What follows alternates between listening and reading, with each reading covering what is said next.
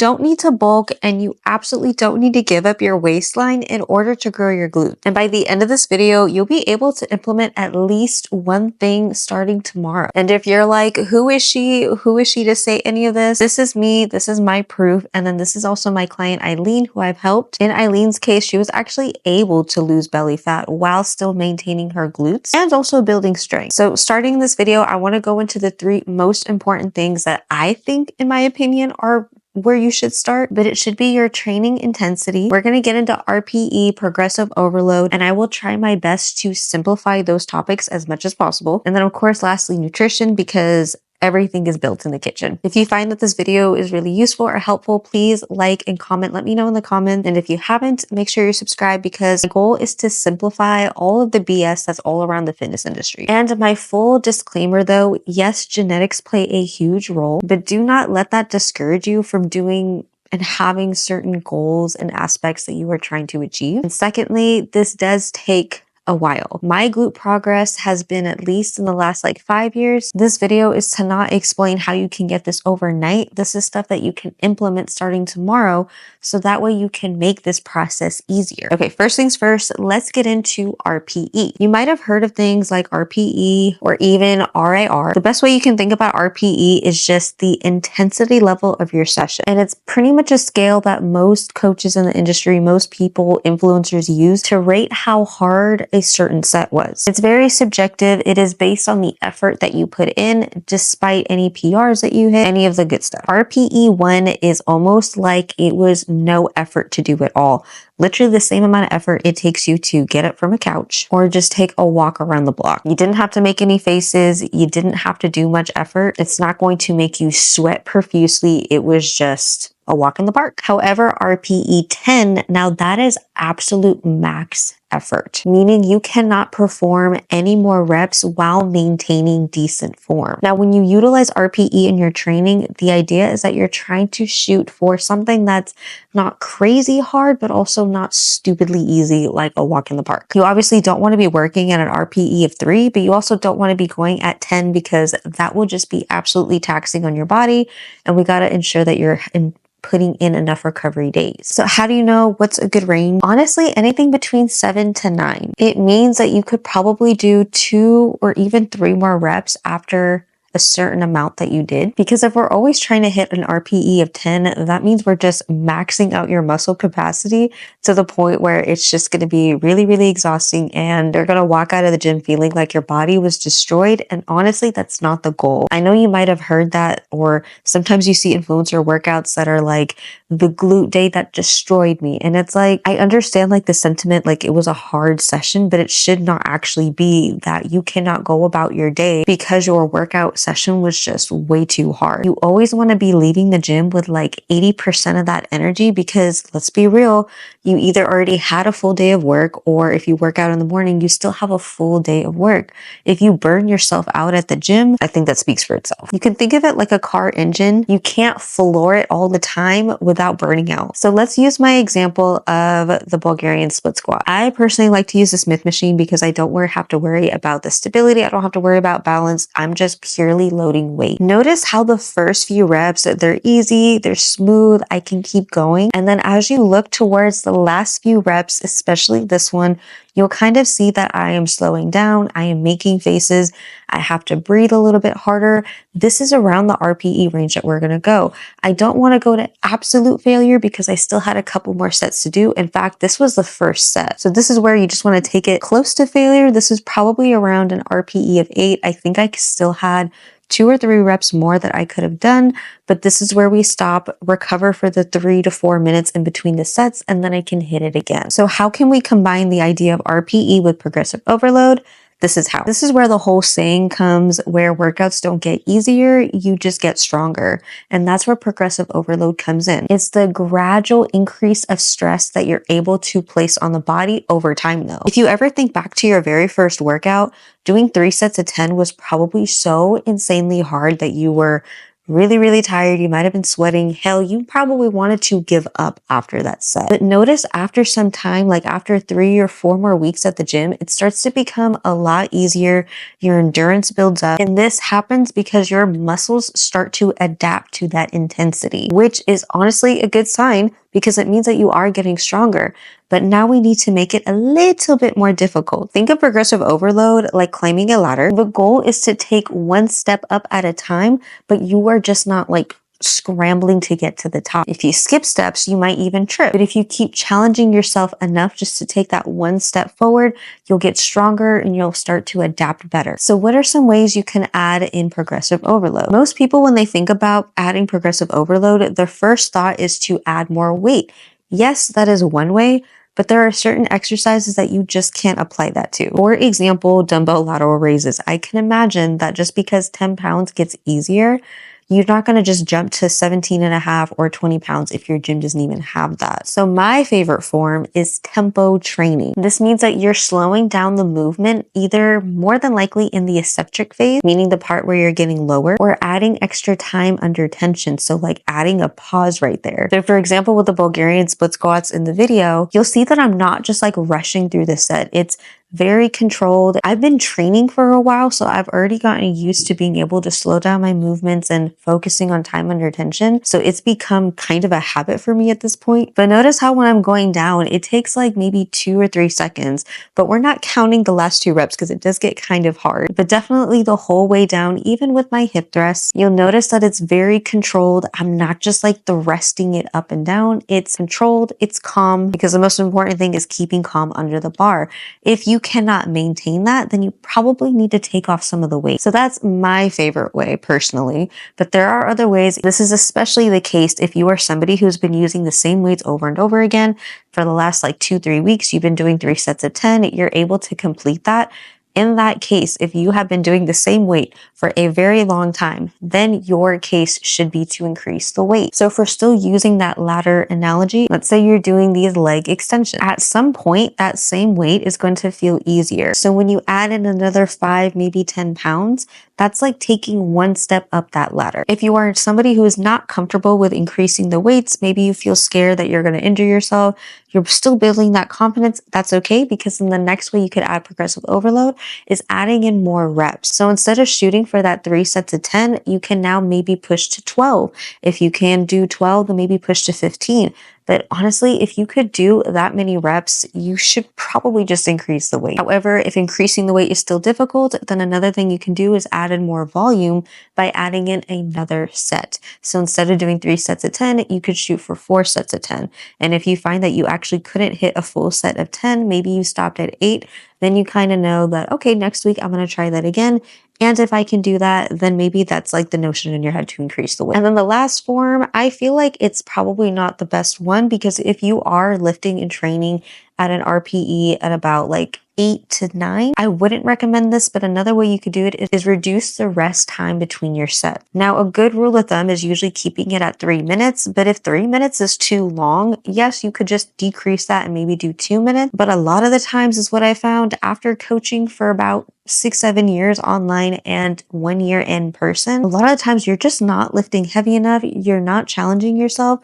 So 8 out of 10 times when somebody tells me that the rest times are too long, it was just because that set was not challenging enough. So we got to make it more challenging there first, because your rest times, I don't know about you guys, but personally for me, I look forward to all my rest times, because when you train with that heavy intensity, you're almost going to look forward to it because you'll be glad that the set is over and you will be happy to rest. But personally, maybe that's just me. So the next thing I want to get into is, how do you know if this is working? Because if you've been lifting for a while, or maybe you just got started, you might be feeling impatient. You might be feeling like it's just taking too long. You have no idea if you're making progress. My 3 top signal indicators that will let you know that is: 1, track your weights and the sets that you use. It could be on your notes app. It could be using any of the free apps that are out there. I know like Heavy is free. Personally, what I use for my clients in person and online is this app. This is where you can track your weights, your sets that you did. If you had to do an extra set, if you didn't complete a set, everything gets tracked. So then the next week when you open it, it even shows you on the side what you did last week. So that way you don't have to scramble trying to remember.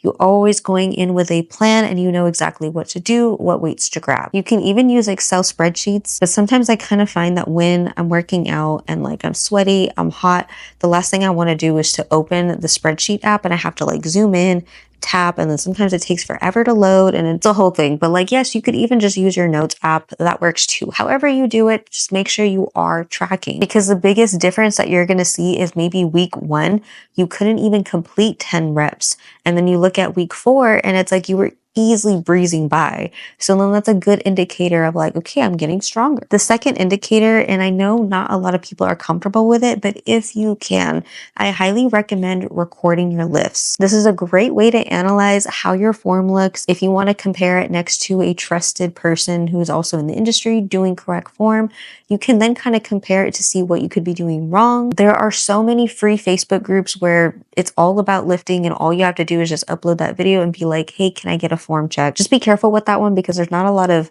credited coaches in those Facebook groups. So just take all that advice with a grain of salt. But also you can even just look back to that set to see how difficult it was. If it was like the reference that I used in my video where the last 2 to 3 reps were really, really slow, can you compare that to your video and say the same? I know the set probably felt really hard, but when you look back, you kind of see that like it was going faster than you thought in terms of the speed and tempo. So then that's another good indicator of, okay, I am strong enough. Maybe next week I'll try to challenge myself by adding more weight, or maybe instead of stopping between 6 to 8 reps, I'm going to shoot for 10. And as someone who has been now consistently recording her workouts for 2 years now, I know the first few months they're going to feel scary. It's going to feel uncomfortable. You're probably worried everybody's watching you. They're going to make a weird comment to you. Trust me, they really don't. In my experience of filming, I don't think I had anybody ever come up to me and be like rude about it. If anything, I always ask them to make sure that they're okay being on film. And it always makes me feel bad because as soon as I ask, they're like, oh, do you want me to move? And it's like, no, no, no, no, no. Like I'm asking, are you okay to be in the video? So a lot of times people are pretty nice about it. And if anyone ever does say anything, you can just say, I'm sending it to my coach. I have an online coach and I send it to him or her for form feedback. Most of the time, people will not care as long as you're saying that you're not going to post it to your socials. It's just for your coach. Never had issues. And then the next way to know that you are progressing is just muscle fatigue. I'm not talking about like muscle soreness after the session. It's more during the session. Usually after a good set, your muscles feel tired, but it's not burnt out to the point where you can't get up, you can't walk around, and it definitely doesn't feel like an injury, but it's a good enough stimulus to feel like that was a good set, that was hard, but I'm not burnt out. Okay, now let's get to the juicy part of it that I know a lot of you are waiting for, but the type of exercises to focus on. In my humble opinion, if you're just looking for straight glute growth, you don't really care about getting stronger or any of that stuff, then the exercises I typically like are hip thrusts, Bulgarian split squats, and Romanian deadlifts. These are all exercises that work your glutes in the shortened and lengthened version, which is a great place to be in. I feel like a lot of other coaches and fitness influencers in the industry all have different opinions. That's fine. In my opinion, I feel like whatever exercise you can load without worrying about stability will help you grow quicker and more efficiently over time. Things like step-ups are great, but like I said, in my opinion, it's a little bit more difficult to load, especially if you're just limited to a dumbbell, because there's only so much you can hold and only so much that you can balance unless you find a really good corner that has like a stick or maybe a wall to hold on to. But I personally don't like having to worry about my balance. And out of all the lunge movements, I feel like Bulgarian split squats is just the elite one, especially if you do it on the Smith machine, because like I said, you don't got to worry about stability. You don't have to worry about balance. You just load and lift. Yes, the isolation exercises like, like the cable kickbacks, and I can't think of anything else on my mind. Those are good for the isolation, and it's good for a limited amount of time because like I said, there's only so much that you can load on that, because when I tried it, I felt that I was progressing really fast, which is great, but then I felt like I couldn't actually lift it because I was limited to just one leg keeping balance, and you find that it's really difficult, and I just feel like there's a better way. However, if you are all about glute growth and strength. And the things that I would change would be incorporating things like deadlifts and squats. And when I say squats, I mean like actual full range of squats, meaning you are going below parallel. Because when you hit parallel or even just above parallel, you're actually working more of your quads. And that's why a lot of people will argue that squats are more of a quad dominant movement. But if you're going full range, hitting full range of motion, that's when your glutes are activated at the bottom to help you push up. Squats are great because it is something you can load, and stability and balance do come into play, but that's why it's more of a strength focus. But you can still grow your glutes. With deadlifts, I also love it because you can load it. You're working your glutes more in a mid-range, but I also know people are terrified of deadlifts because of all the horror stories about your back and all that. I'm going to be straight with you. Deadlifts are not an unsafe exercise because you do it every single day and you don't realize it. You are always picking up things off the floor. You are picking heavy boxes, moving couches. It is an everyday movement. The only reason you got injured was a form reason. But unless you are working in person with a coach or you have a coach to kind of help you through it, a personal trainer, I would understand why you'd want to avoid it. And that's why I personally just like RDLs. It's a good variation of a deadlift and you still get to load and strengthen your back and have that good balance of strength with also and glute growth. Now, when it comes to the accessory movement, whatever in helping you get the look that you want. So for me personally, I like it when my hamstrings match the glute growth. Unless you really want to work for that BBL look, but have a natural BBL, then I guess you could just kind of skip everything else and just focus on every single isolation movement of your glutes. But I personally think it's important to still work your legs and the other ranges of motion so you can have the balance of having bigger muscles. So hamstring curls, lying hamstring curls, seated hamstring curls, doing the abduction, adduction. I think all of those movements still have a powerful play in helping you shape your glutes. And this is kind of also what I mean about how genetics really plays a role. And then lastly, the nitty gritty of what I know is a problem for a lot of you, but the nutrition. And the reason why you gain stomach fat or you've seen people gain stomach fat is because they go straight into a crazy surplus. Because I get it, if you were to look up how to be in a caloric surplus, if you ask ChatGPT, it might just give you 500 above your maintenance. Do you have to do that? Absolutely not. Because a lot of the times, at least in my experience with coaching in person and online clients, is that they just don't know how to train with that RPE of like 8 to 9. They don't understand how to train with intensity. And the best place to be able to practice that is in maintenance. Because when you're in maintenance, you're not gaining weight, but you're also not losing weight. So it's kind of like having a happy medium. However, if you are somebody who is just really unhappy with your stomach fat right now, you don't see growing your glutes as big of a priority until your waist is a little bit smaller, I would actually suggest to you to go into a deficit first, lose the weight, be comfortable where you feel would be best in your body. And once you find an area where it's like, it's not too terrible, but like you could live with it, then kind of stay in maintenance and work on the glute growth. But if you're kind of somebody who is just like, you got like the skinny fat look or whatever that means, then you could probably be those people that just stay in maintenance and then just focus on growing your glutes in maintenance. Once you understand how to train in your maintenance, then you can even add a very, very, very, very tiny surplus. And when I say tiny, I mean anything around 100 to 150. And to really offset to make sure that you're not gaining any of the weight, you can add in 15 to 20-ish minutes of cardio, but not high intensity cardio. Things that are just not gonna, spike up your heart rate too crazy. A good option would be something like incline walking or the elliptical, something still low intensity on the cardio and not doing it every single day. I'm talking like 3 to 4 times a week. And if you're wondering, how do you find your maintenance? How do you know what a tiny surplus should be? I got you. You're gonna go on any TDEE calculator. For reference, I'm just using this one. You'll input all your information. When it comes to your activity level, it's mainly speaking to your overall step count. So if you're somebody who gets in less than 5,000 steps, you would be considered low active. I forgot what the general rule is, but I think it's like if you get less than like 4,000 steps a day, you're considered sedentary.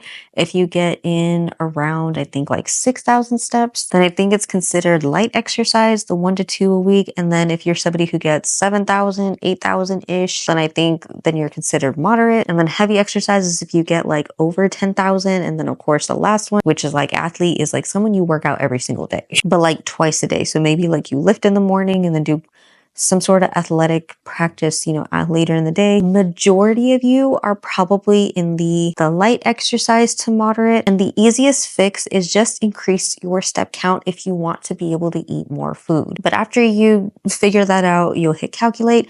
It'll give you a rough estimate of your maintenance. And to really be sure that that is your maintenance, what you can do is weigh yourself every day, every single morning before you eat, after you use the bathroom, after you pee, go number 2, all of that. And you're going to track your weight for 2 weeks. After the 2 weeks, you're going to take the weekly average and you're going to compare the two to see if it went up, if it went down, if it stayed the same or hardly any difference, then yes, you are in maintenance. If you saw that it went up, you're probably eating in a slight surplus and maybe cut back around 50 to 100 calories. But I kind of find that as long as you are calculating your TDE based on your step count, I find that the maintenance is fairly accurate-ish. And then from there, that's when you can decide if you want to add 100 to 150 above your maintenance to be in a slight surplus. And then that's when you can add in just a light amount of cardio. And then lastly, for nutrition, eat your body weight in protein. Not only is it going to help you be filled, you're going to be more satiated. It's going to get rid of any kind of cravings, moodiness, hunger, all that stuff. But to actually look like you lift,